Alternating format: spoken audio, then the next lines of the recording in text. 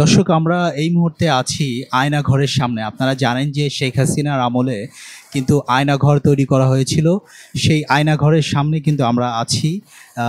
আপনাদের দেখানোর চেষ্টা করছি আয়নাঘরে ঢোকার জন্য কিন্তু মানুষ সিরিয়াল ধরছে যে এখানে আসলে কি আছে, এই আয়নাঘরের ভিতরে আসলে কি আছে সেটি কিন্তু একটি দেখার বিষয়। দর্শক, আপনাদের দেখানোর চেষ্টা করব যে আসলে আয়নাঘরের ভিতরে আসলে কি আছে সেটি আমরা দেখার চেষ্টা করব। আমরা ভিতরে ঢুকে গেছি আয়নাঘরের ভিতরে। এটি কিন্তু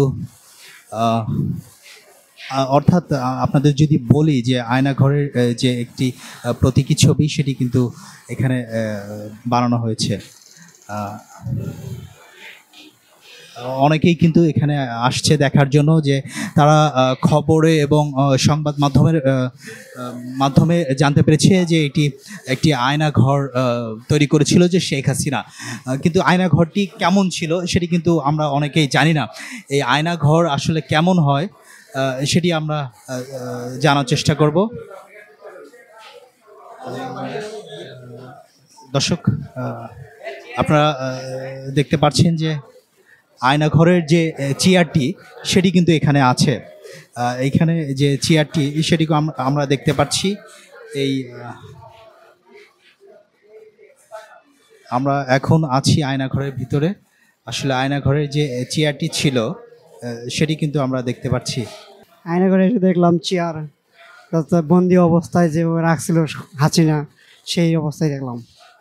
আসলে আপনাকে যদি আয়নাঘরে রাখা হয় বা সেই ক্ষেত্রে আপনার কেমন অনুভূতি? আমার বেশি ভালো হবে না।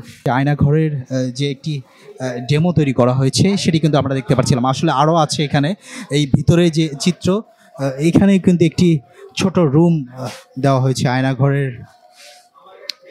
এখানে কিন্তু আমরা দেখতে পাচ্ছি।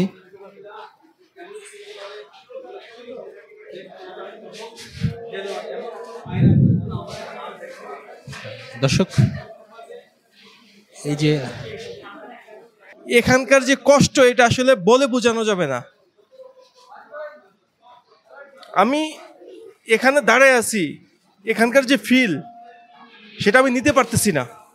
একটা মানুষ এখানে কিভাবে থাকে, এখানে থাকার মতো কোনো অবস্থা না। আমার বিশ্বাস করবেন না, আমার এটা প্রতীকী হইতে পারে কিন্তু আমার শরীরের প্রত্যেকটা পশম এখানে দাঁড়ায় যেতেছে, আমার হার্টবিট কাঁপতেছে। আমি একটা মানুষ এখানে দীর্ঘদিন কিভাবে ছিল, এখানে কিভাবে তারা দিনের পর দিন রাতের পর রাত এখানে কাটাইছে।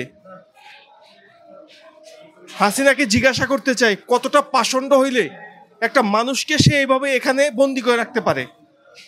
কোনো মানুষকে এইভাবে দিনের পর দিন রাতের পর রাত মাসের পর মাস এখানে বন্দি করে রাখতে পারে না। সে মানুষ না, সে জাহিলিয়াতের যুগকেও সে হার মানাইছে। আমার পা কাঁপতেছে এখানে ঢুকার পরে। মানুষ কিভাবে এই জায়গায় থাকে?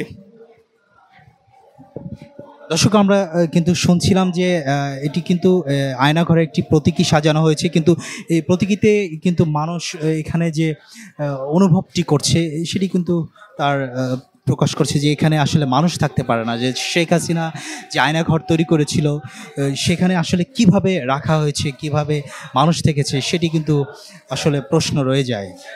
সরোয়ার্দী উদ্যানে এই আয়নাঘরের প্রতীকীটি করা হয়েছে।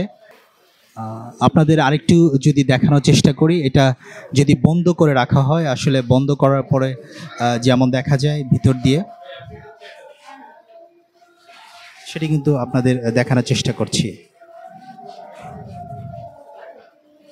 অনেকেই দেখছে এখানে, এবং এখানে যে চেয়ারটি রাখা হয়েছে অনেকেই কিন্তু এখানে ছবি উঠছেন এবং তাদের তাদের যে অনুভূতি সেটি কিন্তু প্রকাশ করছেন।